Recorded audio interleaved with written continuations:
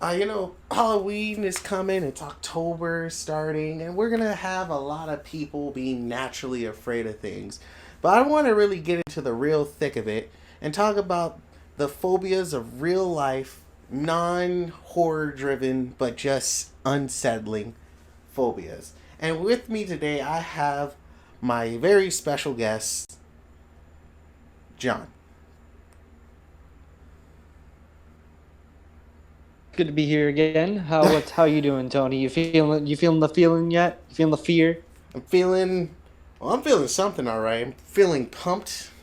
I'm feeling ready to get started with, October. Yeah, me too.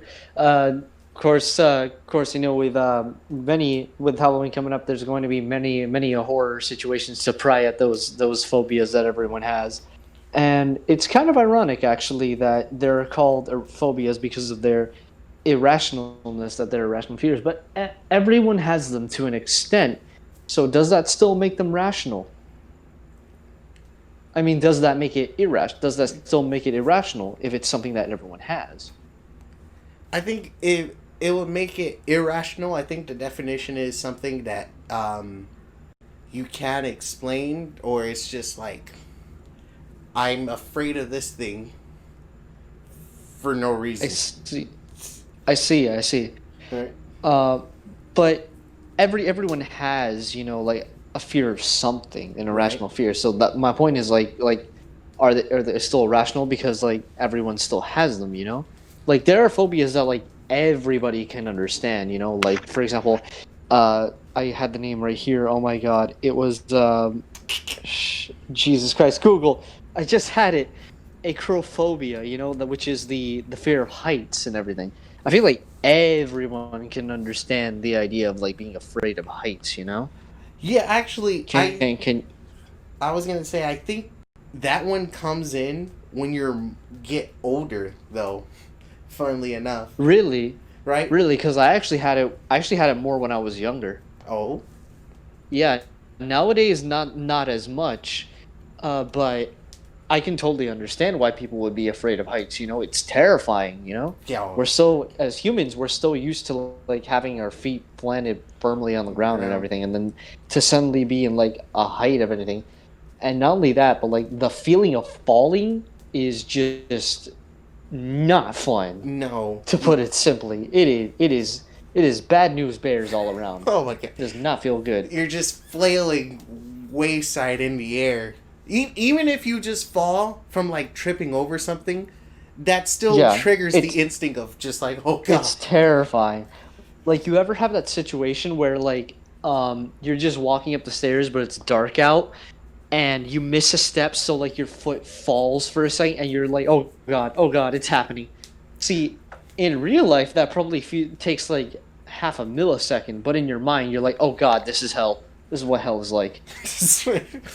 You're just like, At least that's at least that's how I feel. I right. still have it like to this day because being up high is like terrifying for me. Like when I was a really little kid, I would be afraid of any kind of roller coaster just because of how high up it was. Right. I can see that. It Yeah. I think the next thing next to that, after fear of heights, because for everyone to have, I think would be, what is it?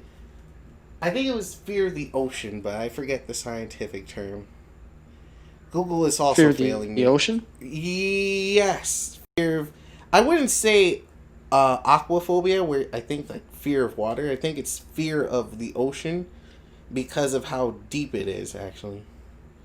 Well, the ocean is filled with nightmares. Oh And jeez. as one of my favorite YouTubers, Markiplier, has said Oh before, yeah, that's the phobia. ocean can go fuck itself. Yeah, Like isn't it still a thing that like over 80% of the ocean is still unexplored? yes, mostly because of the fact that nothing we can't survive the pressure. So we build machines that can, but the machines Yeah, can't survive the pressure. We're more likely to go into space because space has probably less of a pressure than the ocean itself because of Yeah, gravity. yeah. That I understand. I don't think technology has even gotten to the point yet where we're able to go into the ocean like consistently like that deep, you know? Right? I think we actually said, you know what? Space is easier. We're just gonna do space. There's also less evil Space. in space. You can look Yeah. into a telescope and see what's out there in space, but when you try to look into the ocean, you're just like, nah, bruh. It's dark. It's dark. It's just fish look terrifying. Oh, Like like my that, god, they look like demons. right? Especially, I would use the angler fish. I was just about to say. Yeah, I think I it's feel the like I feel like that's the most common example just because of the movie Finding Nemo. yes. But it's so terrifying. Like holy shit. Has no business being like that. And I think It really do- I think the next it really one, doesn't. the next fish you should be afraid of, and you best be happy that it's not bigger than it is called the cuttlefish, and that's with two Oh T's and not god. D's. Now that Oh fish god. Just is the best fish cut ever. cuttlefish. You said. Yes, the cuttlefish. Oh god, that does not look like anything the name would suggest. No, that's why I said it's with two T's and not two D's. Now, Have I was gonna have say, you? Sorry, I didn't. yeah, go ahead. So one example of like probably the most terrifying thing I have ever seen is have you ever heard of a fish called the death blanket octopus? No, but I'm about to look it up. Thank you. Its name has Yeah, so horrible meaning. the death blanket. Now that is a terrifying octopus. Because what it is, it's like the in between parts of the tentacles are all webbed, so it almost makes this kind of cape when it's in the ocean.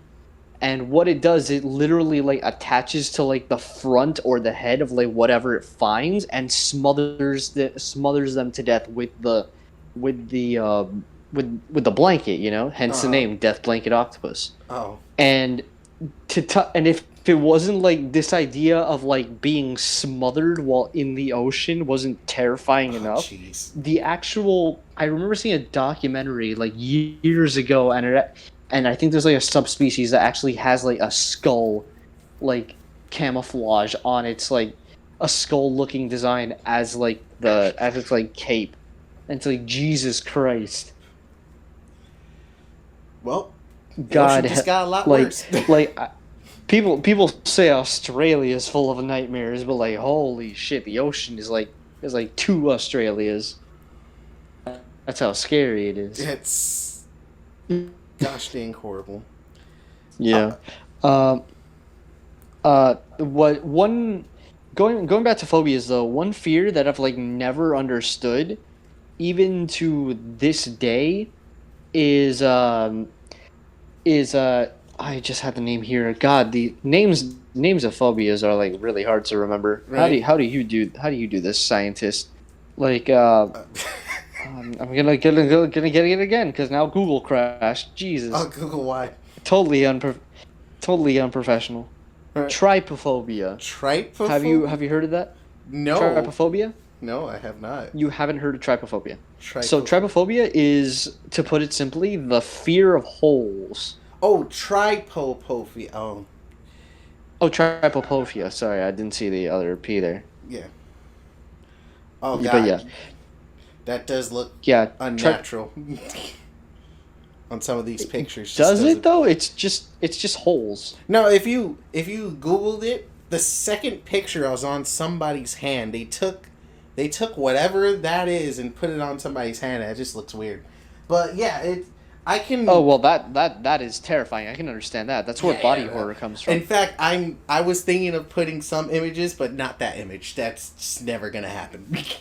But, no. I can- We're I gonna can only- trigger our audience. Yes, I can only understand part of the fear of holes. Now, when you look at a hole, what do you see? Nothing. Darkness. Yes, darkness. It's the fear of the unknown. That is what I think these people have, a fear of the holes. That sounded weird. Fear of holes. Yeah. There we go.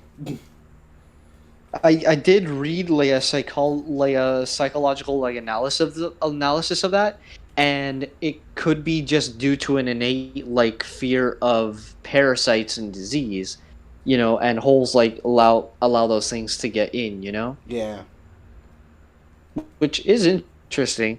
But if you've seen like those people that like those like the pictures you're looking at now, where it's like people with holes in their bodies, yeah, that I can understand. That's fucking terrifying. That's fucking disturbing, and like just out. Yeah, like one of like the most disturbing forms of like horror or subgenres of horror, in my opinion, is called body horror. And the whole thing of body horror is that like the idea is like in regular horror scenarios, like for example Jane being chased by a serial killer or a monster or something like that, you can always run away. But what if the horror is literally coming from or attached to your own body?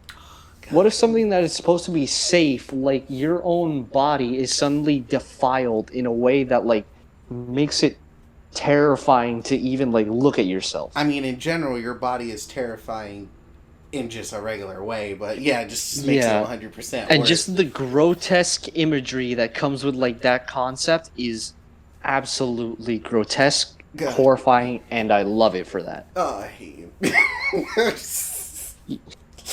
It's like, I was like, I know I'm doing this at night for a reason, but it makes it much worse.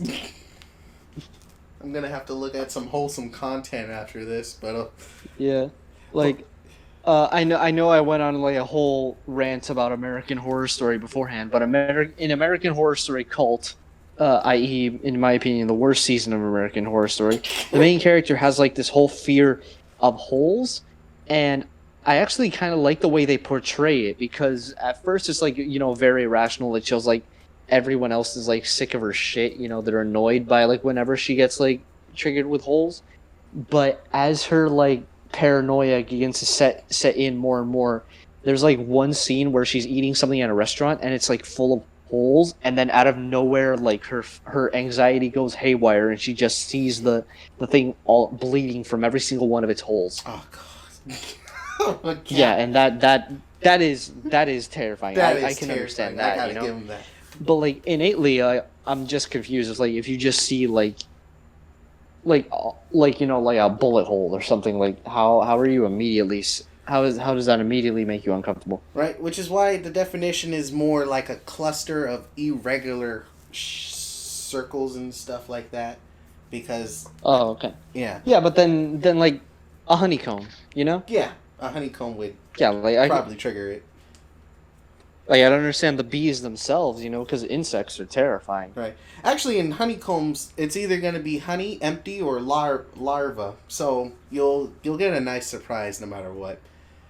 Ugh, I don't even want to think about that. I just imagine eating a honeycomb and there's like a larva in it. You know what? That sandwich story leads off into another one that I don't really understand, but I can see maybe why. It's the hemophobia. Yeah.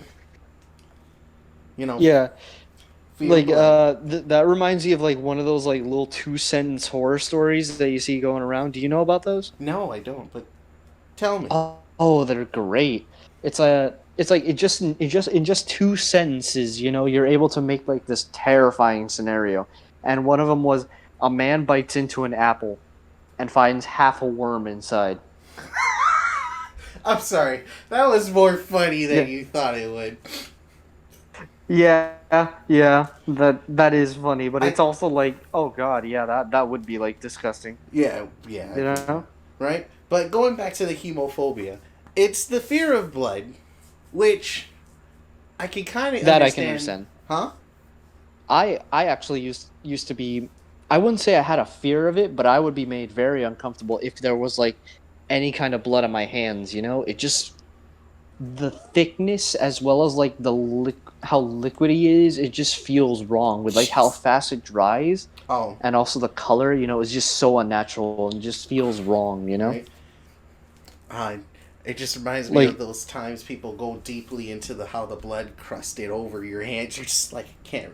And the funny, God. yeah, it's mostly for those times where people have like they killed somebody and they're like, the blood is on my hands, and they're like, it's never coming off, it's not coming off, and there's nothing there, but in their mind it's just bloody, and it's all, and it just goes straight into the washer with them.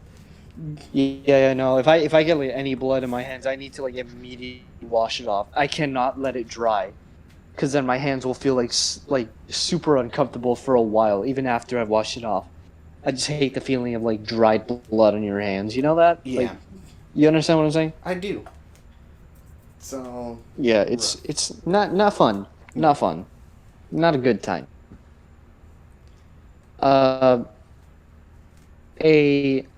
What is a phobia? Do you have any phobias yourself, Tony? You've talked about like you've given examples, but I don't think you've given an example of like one you have. Oh, one I have?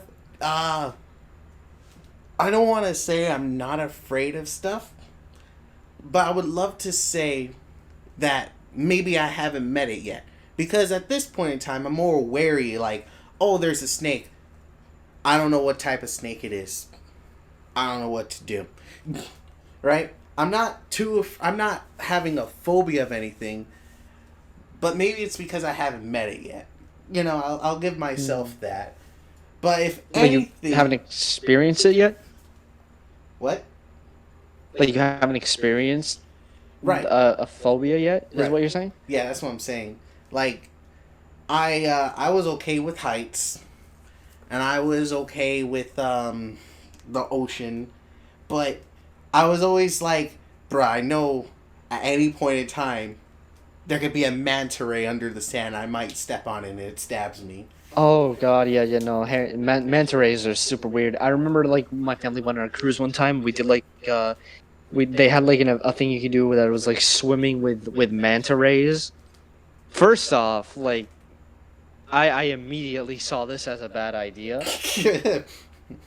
Because I remember being in a situation where I was in the water and I was literally surrounded. I could not move out of like the fear of getting stung, and then flailing its tail in the air like a goddamn like blinker propeller flag thing. You know, it's just going like left, like a metronome. You know, it's going like left to right, coming towards me, and I'm like, oh god, what do I do? What do I do? Where do I go? Where do I? And I just ducked under the water and like tried to swim under it. And I'm like, how did I survive that? Yeah, you gotta be. It's really, you gotta be more careful with the stuff that just is around you. You know, bees aren't given enough of a threat. People are like, oh, it's a bumblebee. Haha. No, this thing will stab you where it can, and it will kill itself just to do it. Oh my god! Remember a couple months ago when Japanese hornets came to America? Oh. Yeah. Those things were huge. Remember that shit? Just look at Those it, things are terrifying. Just one sting gets you instant painful death. Instant painful death. Agonizing death. And you're just like, what the fuck was the Japanese doing over there? Look at these things. What the fuck? Yeah, like, how have you survived this long? Right? Like, do you not just go where the hornets are? Do you deal with this on a daily basis? Because we have hornets, alright? And they're tiny and they're painful, but they don't kill you unless there's multiple of them. But this is your hornet. Well, unless you're allergic. Yeah, unless you're allergic. Yeah, you're right. But this is their hornet. What the fudge, man? Is this your common hornet? Or is this from the field or something? No, I don't think it's a common hornet. I think it's a very, very rare thing. Oh, okay. Like, still. It just randomly came over here. You like, what's up, guys? I believe in the whole idea that like humanity has gotten weaker over time just due to our comfort and everything. Like, because like, how did we survive things like this as a species? You know. Actually, my friend's theory is the fact that, and you can find this on the internet or just random people, but all these things that happen to us is like a culling. All right. Now, what the culling is for is different depending on who you ask, but it's a culling of the human race because we have grown too big for our britches.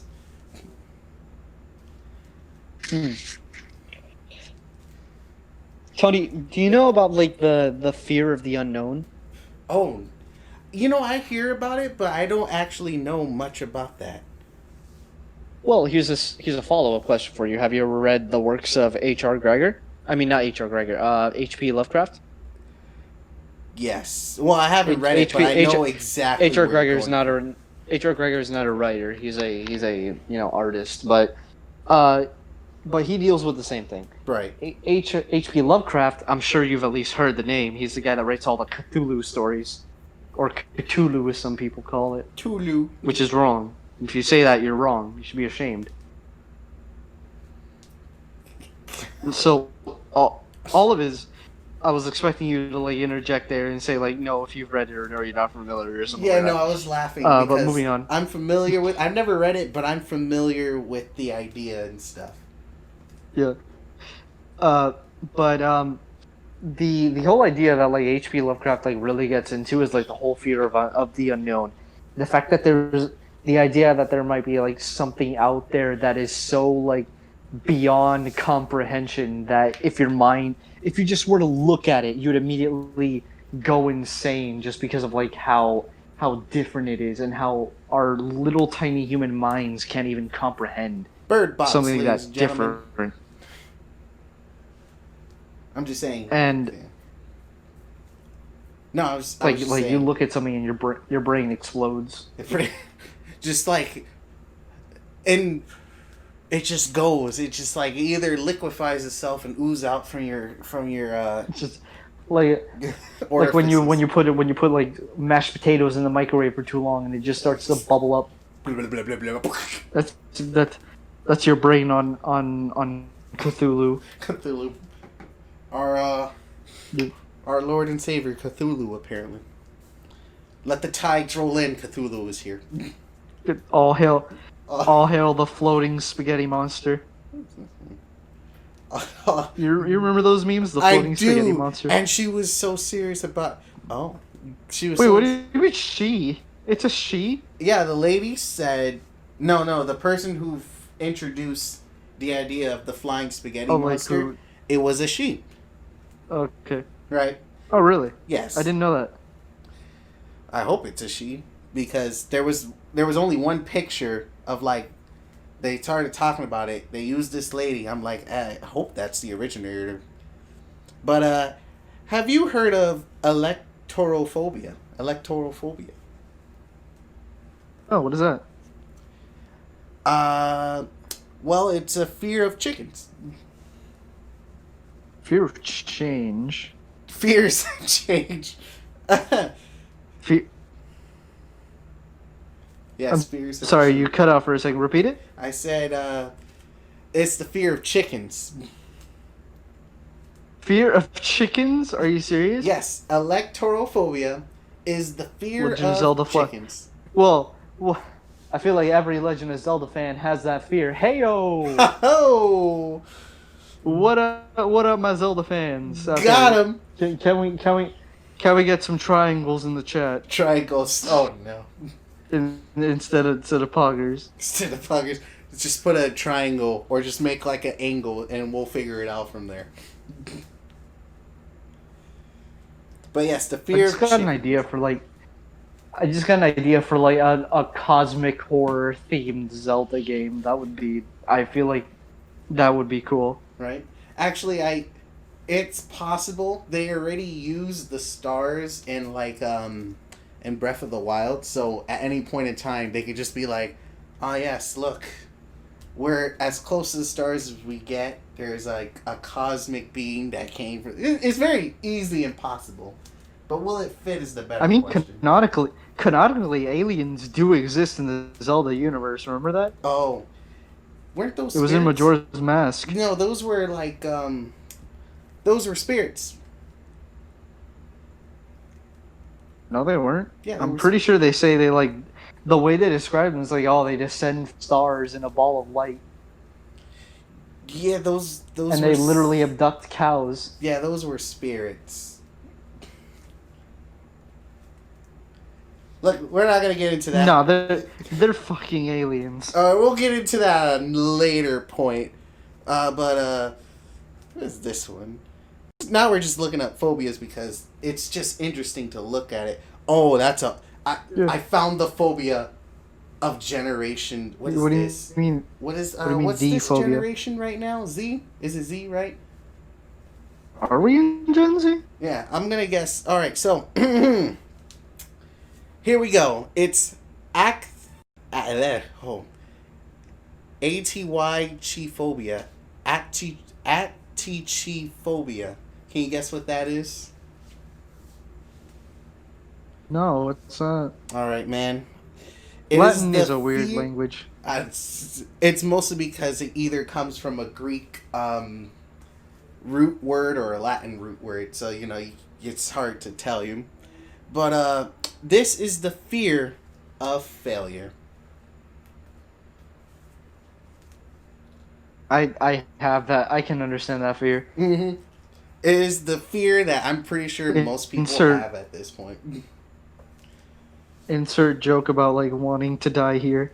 Wanting to I die. live that fear every day. I live with that fear. I am that fear. I am the living example of that fear. I am the failure. Oh, yeah, I could tell you that you're not a failure, but would you believe it? I don't know. No, we're not gonna get into that right now. I was making a joke. You know this millennial humor nowadays. True. But it's like, it's very funny because it says in the symptoms that I can find, not everyone experiences this type of fear the same way, all right? It goes back and forth from extreme to mild.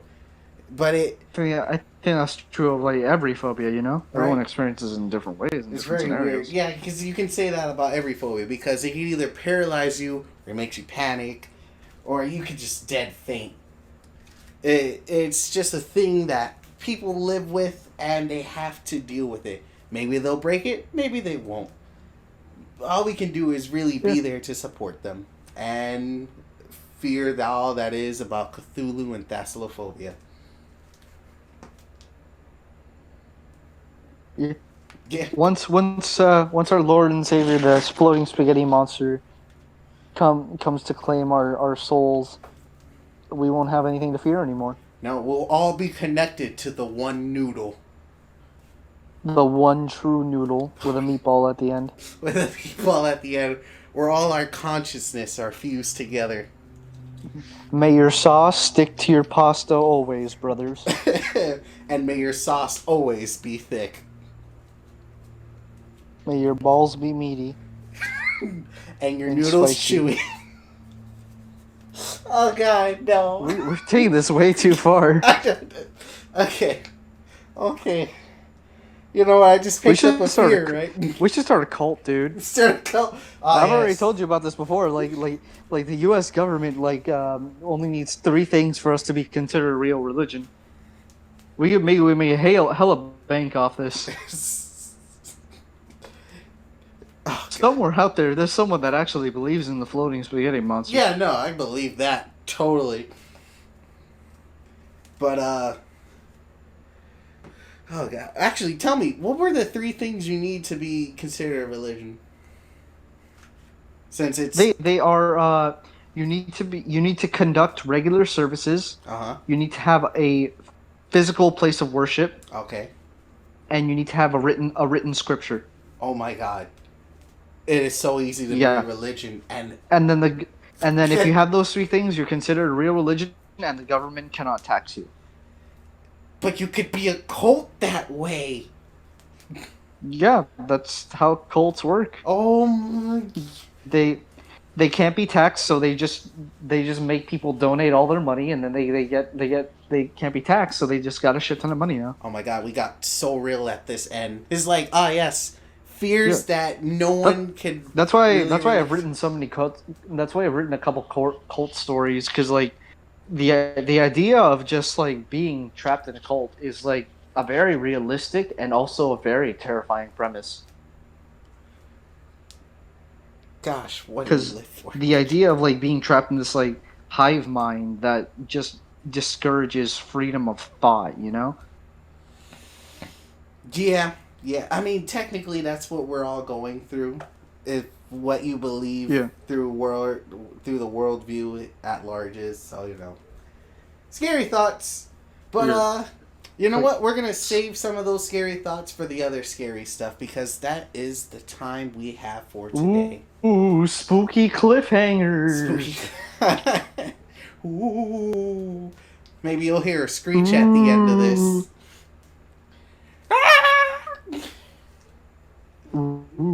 But thank you so much for being here, John. Thank you. Oh, hey, serial killer. What are you? Oh no, I'm being murdered. And he just cuts off there. So he has been murdered, and it wasn't me at all. Please don't tell this to your police because it definitely wasn't me. But thank you guys so much. This is the ghost of John. It was totally Tony. He's lying to you. I can see my body right there with a big old stab wound. It's okay. He's just an imposter. Thank you, Spaghetti Monster. But thank you so much for listening, Imposter. guys. Imposter. Bye-bye. Bye.